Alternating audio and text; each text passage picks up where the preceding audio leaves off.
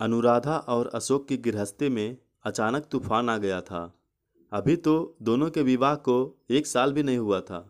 बचपन से ही अनुराधा को उच्च शिक्षा प्राप्त करने की धुन थी। फिर ऊंची नौकरी और फिर गुण दोषों की परख व मूल्यांकन करने के फेर में एक के बाद एक प्रस्तावों को ठुकराने का जो सिलसिला शुरू हुआ, तो वह 35-36 साल तक रुकने का नाम नहीं लिया था। अनुराधा के माता पिता, जो पहले अपनी मेधावी बेटी की उपलब्धियों का बखान करते नहीं थकते थे, अब अचानक चिंताग्रस्त हो उठे थे। बड़ी मुश्किल से गुण दोषों, सामाजिक स्तर आदि का मिलान करके कुछ नवयुवकों को उन्होंने अनुराधा से मिलने को तैयार भी कर लिया था। पर अनुराधा पर तो एक ही दूसरी धुन सवार थी। अनुराधा उन लड़कों से मिल तो लेती थी, पर उससे छूटते ही अजीब सा प्रश्न पूछ बैठती थी, आपको बच्चे पसंद है या नहीं।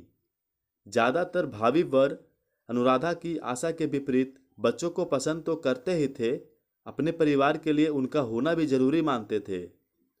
मगर यही शोकारोक्ति अनुराधा को भड़काने के लिए काफ़ी होती थी और संबंध बनने से पहले ही उसके पूर्वाग्रहों की भेंट चढ़ जाता था।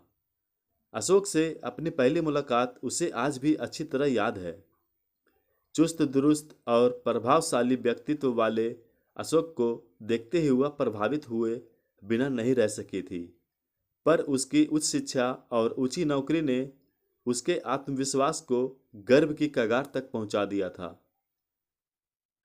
वैसे भी वह नारी अधिकारों के प्रति बेहद सजग थी। छुई मुई सी बनी रहने वाली युवतियों से उसे बड़ी कोफ्त होती थी। इसीलिए अशोक को देखते ही उसने प्रश्नों की झड़ी लगा दी थी। आशा है पत्रों के माध्यम से आपको मेरे बारे में पूरी जानकारी मिल गई होगी, अनुराधा अपने खास अंदाज में बोली थी। जी हाँ, अशोक उसे ऊपर से नीचे तक निहारते हुए बोला था।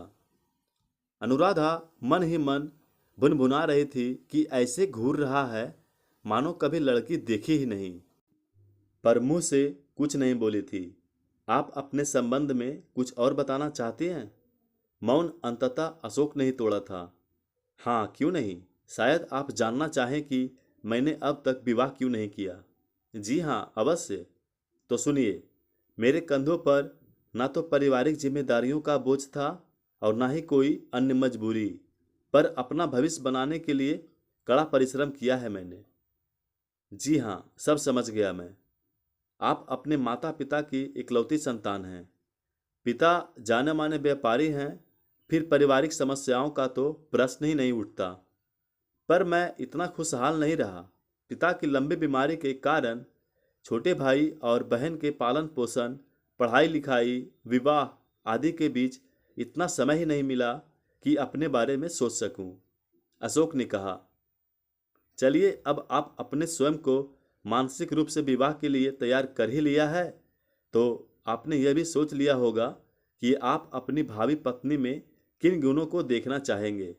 अनुराधा ने फिर से एक प्रश्न किया। किसी विशेष गुण की चाह नहीं है मुझे। हाँ, ऐसी पत्नी की चाह जरूर है जो मुझे मेरे सभी गुणों अवगुणों के साथ अपना सके। अशोक भोलेपन से मुस्कुराया, तो अनुराधा देखती ही रह गई थी। कुछ ऐसा ही व्यक्ति उसके कल्पनालोक में भी था।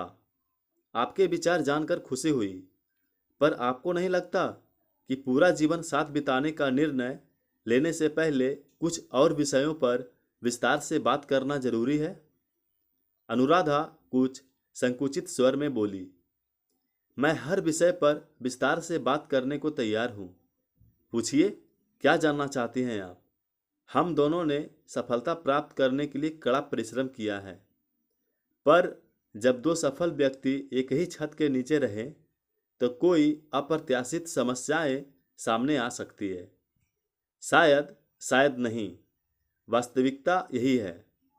अनुराधा झुंझला गई थी। मुझे नहीं लगता कि ऐसी कोई समस्या भी आ सकती है जिसे हम दोनों मिलकर सुलझा ना सके। सुनकर अच्छा लगा, पर विवाह के बाद घर का काम कौन करेगा? अनुराधा ने कहा, हम दोनों मिलकर करेंगे। मेरा दृढ़ विश्वास है कि विवाह नाम की संस्था में पति पत्नी को समान अधिकार मिलने चाहिए। अशोक ने तत्परता से उत्तर दिया। और बच्चे? बच्चे? बच्चे कौन से बच्चे?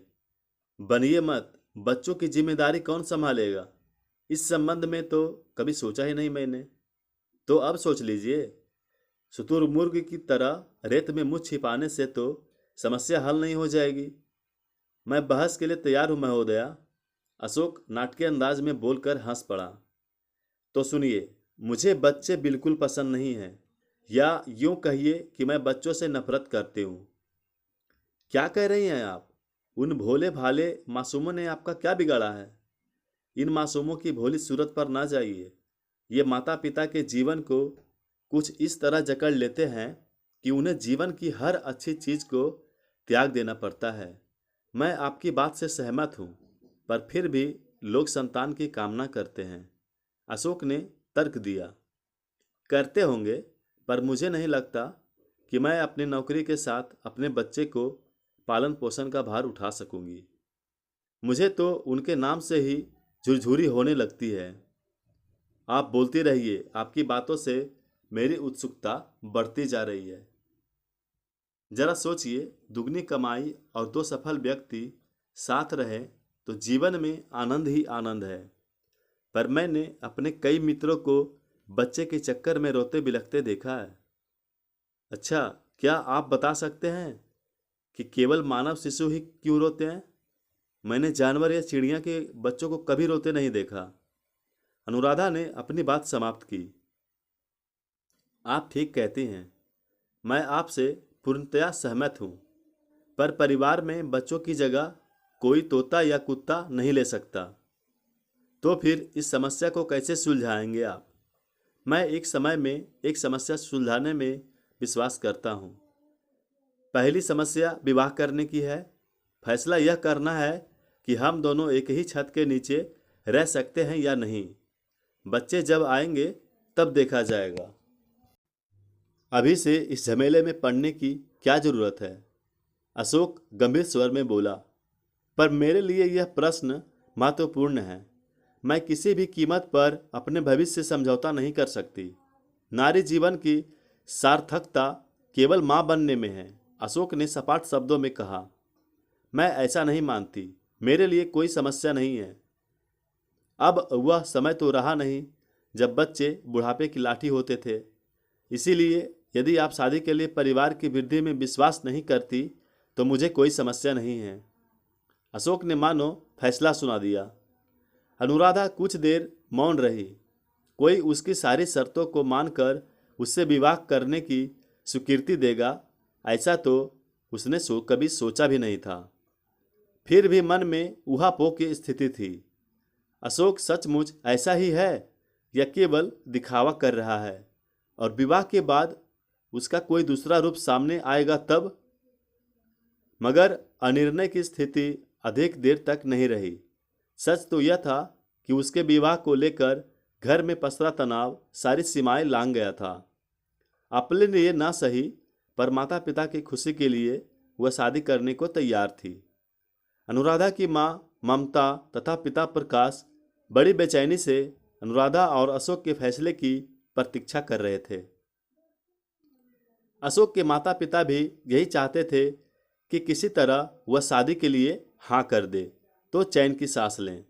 जैसे ही अशोक और अनुराधा ने विवाह के लिए सहमति जताई तो घर में मानो नई जान पड़ गई। ममता तो अनुराधा के विवाह की आशा ही त्याग चुकी थी। उन्हें पहले तो अपने कानों पर विश्वास ही नहीं हुआ, और जब हुआ तो वो फफक उठी। ये तो खुशी के आंसू हैं। ममता झट आंसू पोंछकर अतिथि सत्कार में जुट गई थी। दोनों ही पक्ष जल्द शादी को इच्छुक थे।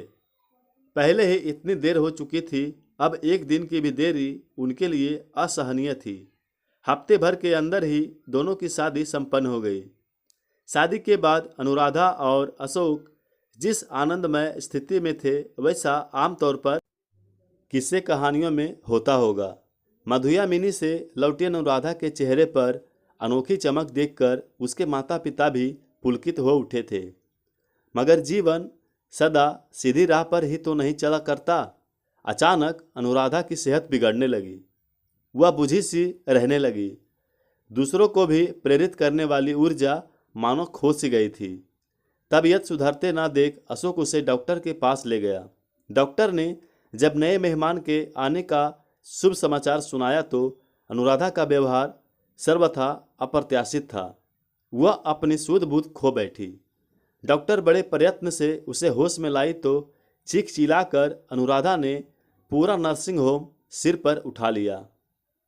आसपास के लोग डॉक्टर रमोला के कक्ष की ओर कुछ इस तरह दौड़ आए मानो कोई अनहोनी घट गई हो या किसी का मर्डर हो गया हो। इस तरह संयम खोने से कोई भी समस्या का हल नहीं होगी। अनुराधा जी, मैंने तो सोचा था कि आप यह शुभ समाचार सुनकर फूले नहीं समाएंगी, पर आपने तो खुद को संभालिए। मैंने आपसे ऐसे व्यवहार की आशा तो सपने में भी नहीं की थी। डॉक्टर रमोला अनुराधा को समझाने का प्रयत्न कर रही थी, मगर अनुराधा तो एक ही रट लगाए थी कि वह किसी भी कीमत पर इस अनचाहे गर्भ से छुटकारा पाना चाहती थी। माफ़ कीजिए, मैं आपको इस आयु में गर्भपात की सलाह नहीं दूंगी, डॉक्टर रमोला ने कहा। सुनिए डॉक्टर साहिबा, मैं आपकी सलाह नहीं मांग रही, बहुत नम्रता से कहूँ तो अनुरोध कर रही हूँ। आपको दुगनी या तिगनी फीस भी देने को तैयार हूँ। माफ़ कीजिए, मैं किसी कीमत पर यह काम कभी नहीं करूँगी और न ही आपको गर्भपात कराने की सलाह दूंगी। आप क्या समझती हैं कि शहर में और कोई डॉक्टर नहीं है? चलो कहीं और चलते हैं। अनुराधा बड़े तैस में अशोक के साथ डॉक्टर रमोला के कक्ष से बाहर निकल गई। मेरे विचार से पहले घर चलते हैं, सोच समझकर फैसला करेंगे कि क्या और कैसे करना है, किस डॉक्टर के पास जाना है। कार में बैठते ही अशोक ने सुझाव दिया, मैं सब समझती हूँ, तुम सबकी मिली भगत है। तुम चाहते ही नहीं कि मैं इस मुसीबत से छुटकारा पा सकूं। क्या कह रही हो अनुराधा?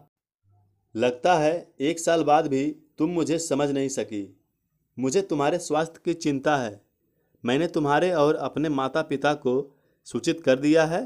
कोई फैसला लेने से पहले सलाह लेना आवश्यक है। किससे पूछकर सूचित किया तुमने? मुझे तो लगता है कि डॉक्टर रमोला के कान भी तुमने ही भरे थे। सब पुरुष एक जैसे होते हैं। साफ क्यों नहीं कहते कि तुम मेरी ग्रोथ से जलते हो, इसीलिए राह में रोड़े अटका रहे हो। अनुराधा एक ही सांस में बोल गई। अनुराधा का रोना धोना न जाने कब तक चलता, पर तभी उसकी माँ ममता का फोन आ गया। उन्होंने सख्त हिदायत दी कि वे पहले गाड़ी से तुम्हारे पास पहुंच रही है, तब तक धैर्य से काम लो। अनुराधा छटपटा कर रह गई। वह समझ गई कि इस मुसीबत से निकल पाना आसान नहीं होगा। दूसरे दिन सवेरे तक घर में मेहमानों की भीड़ लग गई थी। सब ने एक मत से घोषणा कर दी कि कुदरत के इस वरदान को अभिशाप में बदलने का अनुराधा को कोई अधिकार नहीं है। अनुराधा मन मसोर कर रह गई। फिर भी उसने निर्णय किया कि अवसर मिलते ही वह इस मुसीबत से छुटकारा अवश्य पा लेगी। लाख चाहने पर भी अनुराधा को अवसर नहीं मिल रहा था। उसके तथा अशोक के माता पिता एक पल के लिए भी उसे अकेला नहीं छोड़ते थे। उसकी माँ ममता ने तो बच्चे को पालने का भार अपने कंधों पर लेने की घोषणा भी कर दी थी। फिर भला अशोक की माँ कब पीछे रहने वाली थी? उन्होंने भी अपने सहयोग का आश्वासन दे डाला था। अब अनुराधा बेचैनी से उस पल का इंतजार कर रही थी जब बच्चे के जन्म के साथ ही उसे इस शारीरिक तथा मानसिक यातना से छुटकारा मिलेगा। वह अक्सर अशोक से परिहास करती कि नारी के साथ तो कुदरत ने भी पक्षपात किया है, तभी तो सारी असुविधाएं नारी के ही हिस्से आई है।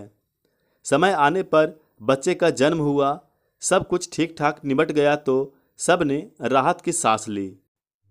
बच्चे को गोद में लेते हुए ममता तो रो ही पड़ी। आज 35-36 साल बाद घर में बच्चों की किलकारियाँ गूंजेगी। कुदरत इतनी प्रसन्नता देगी, मैंने तो इसकी कल्पना भी नहीं की थी। वे भरे गले से बोली, यह तो बिल्कुल अपने दादाजी पर गया है। वैसे तीखे नैन नक्श, वैसा ही रोबीला चेहरा। तुम लोगों ने इसका नाम क्या सोचा है?